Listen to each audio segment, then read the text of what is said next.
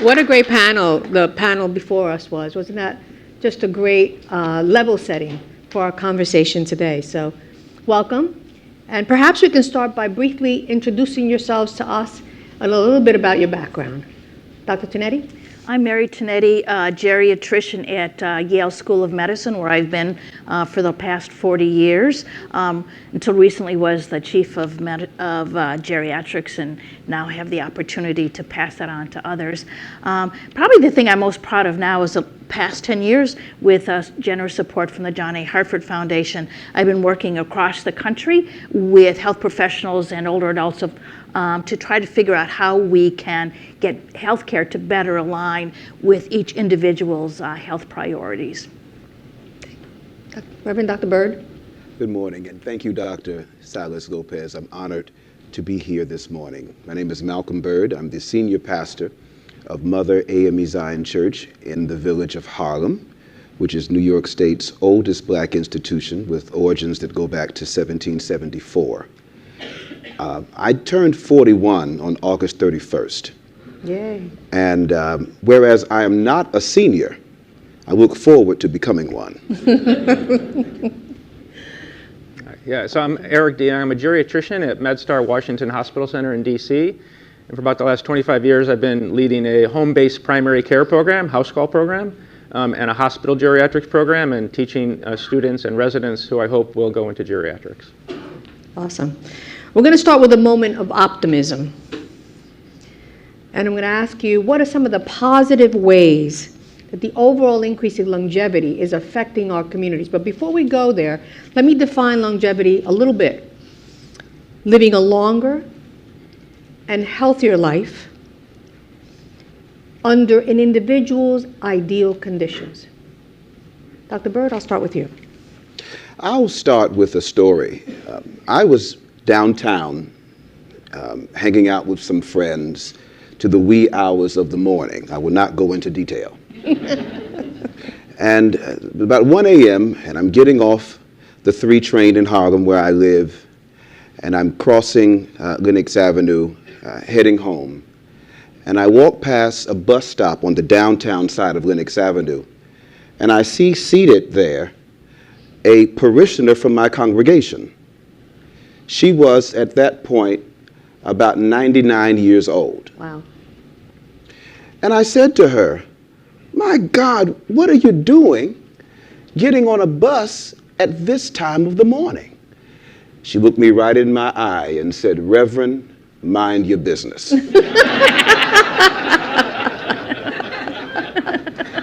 If you want to know, Deb, what optimism I have, Yes. just know that if I can be getting on a bus at 1 a.m., that's the kind of longevity I want at 99 years of age. That's awesome. There is within our congregation, we are an aging congregation. The vast majority of our congregants are over 65. They are the classic AARP age. But of those congregants, 6 of them are over the age of 100. Wow. The lady that I talked about a moment ago who was 99 is now 104. Wow. And is still vibrant, still active, and still thoroughly engaged in whatever is happening in Central Harlem. I think the optimism here is that it's not so much how long you live, but it really is how well you live. I know people who've lived a considerable amount of time, and there's really no zeal in what they do, no pep in their step. It's almost as if they're waiting for the Grim Reaper to free them somehow from life and existence. But that 104-year-old member has more zeal, more vitality. To be honest with you, she's a firecracker. She doesn't play any games. And I think that is what keeps her going. That is what drives her. That she always finds herself in the center of whatever's happening in the church and in the neighborhood. And if we are looking forward to, as the last panel said, to living to 120 and 130, I think she'll be the first to get there. Oh, yeah. That's great. Mary? Thank you. Well, I'd like to meet your parishioner. So I sort of take it from the individual to the society. My sense is what we're going to see is an extension of what older adults are already contributing to our society that are just so much underappreciated through their efforts of continued employment and volunteer work, made a major contribution to society and to families. And AARP several years ago actually estimated the contribution of older adults to the economy, and through continued work, almost $8 trillion for people 50 and older contributing to our economy. But as important, if perhaps not important, is they estimated almost $800 billion contributed to the community through the volunteer efforts and caregiving efforts of our older adults. And as we live longer, I think we're going to see actually a greater contribution of older adults. But at the personal level, very much like the Reverend's parishioner, people get more variable and different in their priorities as they get older. And what I would hope to see is people really thoughtfully think about how they want to spend that extra time, what's meaningful in their lives. The other thing I would say is we talk about what declines with aging, but there's a lot of evidence that things improve as we get older, and particularly what we call our social intelligence and emotional intelligence. And if we don't need that today, if we don't think we need that today, older adults understand complexity, accept uncertainty better as we get older. And they're able to empathize, understand the feelings of other people, and really come up with solutions to difficult problems. And we really need to energize and use that force today to counteract some of the forces that are occurring. Yeah, tap on that. Eric. Yeah, so my daily work with the team in DC gives me a lot of optimism. So there's a population of elders who are homebound in the United States. There's over 7 million of them, and they're often invisible. But when we visit them in their homes, and I had a new patient yesterday who was over 91 years old, and she still opens the prayer line at her church. She is still organizing trips for people who can get out of their apartments in DC in her senior building. And the other thing that gave me optimism about that visit was her son, her only child, had just moved in to cook for her and care for her because she didn't have enough personal care aid support, because she cannot get out of her apartment.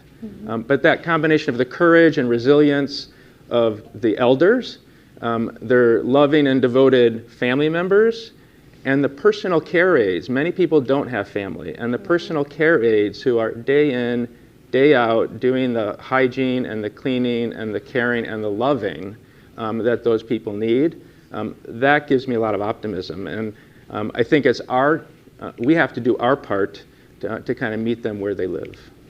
I love the personal anecdotes and experience that you're all sharing. Let's go to the other extreme. What are some of the challenges that we're seeing with this demographic shift towards the aging population? And is longevity and healthy aging an opportunity that's equal for all? Reverend Bird. Whenever I speak, I always speak from the perspective of my context. And what we see is largely dependent upon where we stand. And I happily pastor and live in the village of Harlem. Let me talk a moment about Harlem so that you have a full understanding of how disparity can indeed, in every sense of the word, affect one's longevity.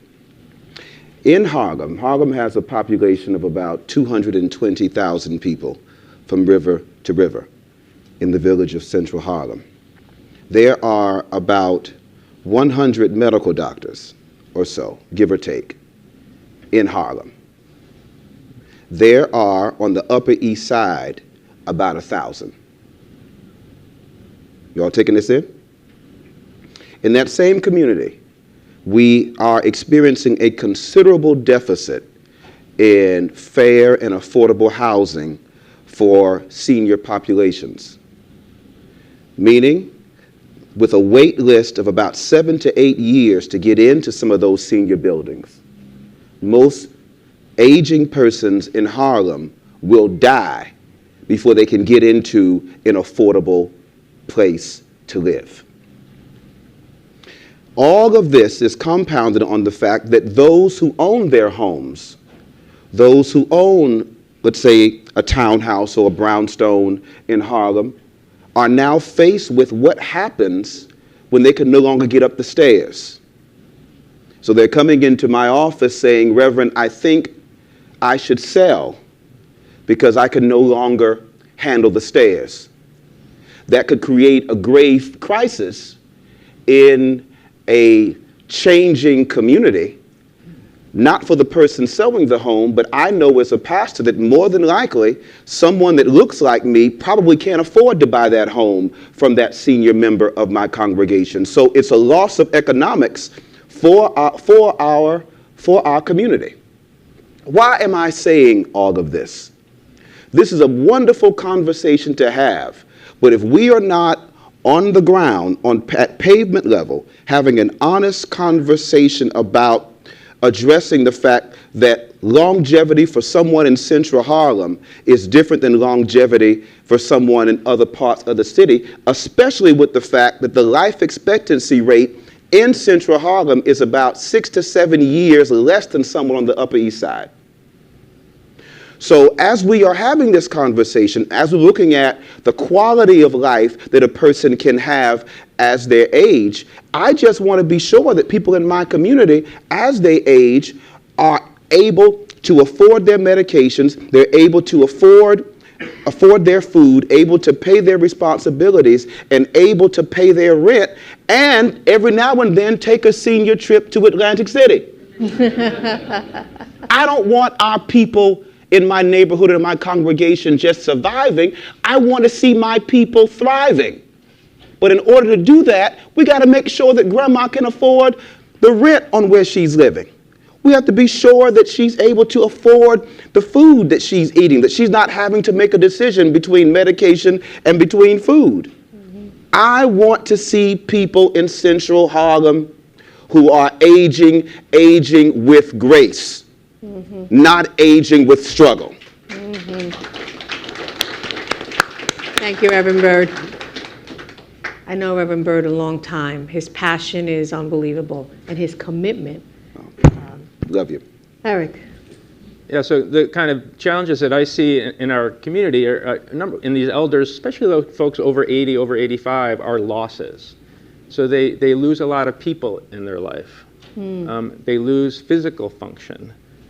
They lose cognitive function, and therefore they often lose connections to social groups, to their churches, and to family.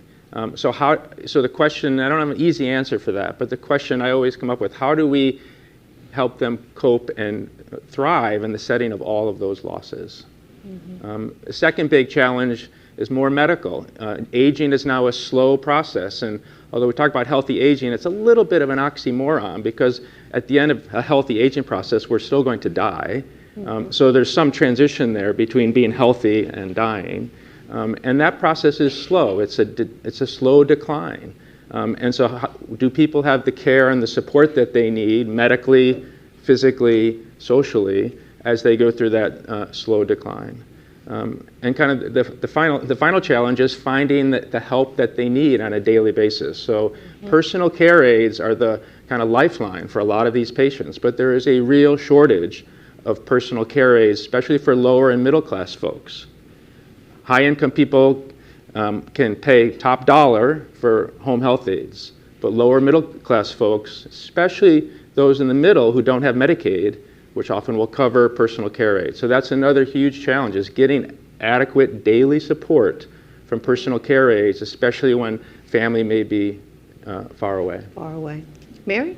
Thank you. Well, so I think the biggest challenge I see, and I think people have already alluded today, is if past is the predictor of the future, that most of that longevity dividend will accrue to the younger and healthier and more affluent. We already saw that during COVID. It's the first time in the past century that there's actually been a decrease in life expectancy among groups. So that to me is the biggest challenge, and I don't know if we have the will in this country to address that disparity. So that I think is a major challenge. A second challenge I see is the organization of our healthcare system. It's very disease specific. It was created in the early to mid of the last century. It's very good at diagnosing and managing individual diseases, as we heard from our first panelist, and that has helped a few people greatly, but it has not necessarily addressed the vast majority of our population who have multiple conditions, variable functional levels, and very complicated and variable very life context, and different priorities. We have a beautiful healthcare system for the mid 20th century. We have far to go to deal with the population that's aging with us today with multiple problems and variable priorities. I think that's a major challenge that we have to address. Thank you. So to pick up on that, what initiatives, we'll start with you, Eric, partnerships between the private and public sector would you see would be advantageous for us to address some of what? Sure. I think one initiative and partnership that actually has been going on for hundreds of years is home-based medical care, home-based primary care. And for a subgroup of patients, it's about 10% of Medicare patients, but they are responsible for more than 50% of the Medicare budget. Home-based primary care really works. And it's when you have a team of medical staff, social work, nursing, coordinators who work with the community, the churches, the transportation, the senior centers, the nurses, the hospice, the pharmacy, and you coordinate everything around the patient and their family in their home. And it's got a long track record, but in the last 30 years, it's actually really grown, in part because of models in the VA system, models in the Medicare system, where payment policy has started to support that kind of team-based care in the home. And I think a future tactic is to really strengthen the payment policy so that these teams can partner with the community to take care of people until their last day of life. Reverend Dr. Bird? I would say, I was thinking when you raised that question about a woman who is now of sainted memory, Dr. Marcella Maxwell, who was legendary in Harlem and in a number of organizations and what have you. She would every morning with great zeal get up and at 6 a.m. and go swimming at the YMCA pool on 135th Street. She would always say to me, "Call me when I get back from the pool." That was her thing. She was swimming in that pool until she was 93, when due to lack of funding, the pool closed.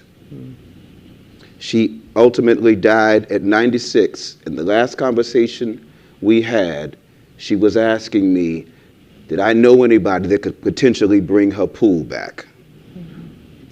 We have to do all that we can to ensure that as people age, we don't remove the things in which they find great joy.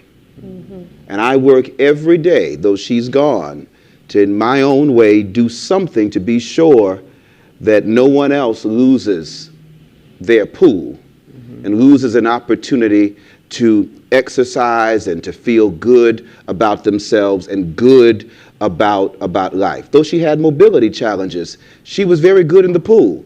So as we look at private sector and public sector, I think this is a good opportunity in marginalized communities to get municipalities to commit themselves to more services toward an aging population. Let's bring back pools so that seniors can swim and can exercise. Let's bring back affordable housing, or bring to communities affordable housing so that seniors can have a place to live. You cannot just do it alone in the private sector. We have to get with the public sector, and we all must work together to ensure that nobody else loses their pool.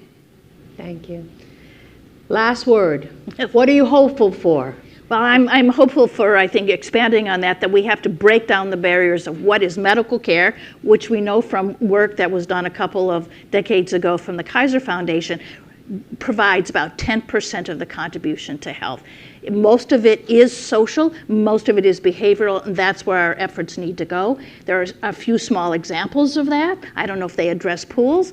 They should, I agree with that. But the Camden Initiative, many of us know of the city of Camden, New Jersey, who really broke down the barriers between the hospitals and the community. In actual government programs, there are special needs plans, Medicare Advantage plans that will provide everything from utilities, if one needs it, food, as well as hospitalization. But that is available to a very small number of people. That needs to get, I think, really dispersed and scaled up. For those of you who know, the Village movement started in Beacon Hill, a very upper middle class area in Boston, where older adults themselves get together and help each other socially, as well as providing transportation and other needs. But that's focused in all the communities that have it. It's almost always the advantaged people. Can we spread that to a broader group? And just in general, and we'll maybe talk about it a little bit more if we have a chance, I think programs that bring together the generations, such as the Experience Corps from the AARP, are really key. That's great. Eric, what are you hopeful for?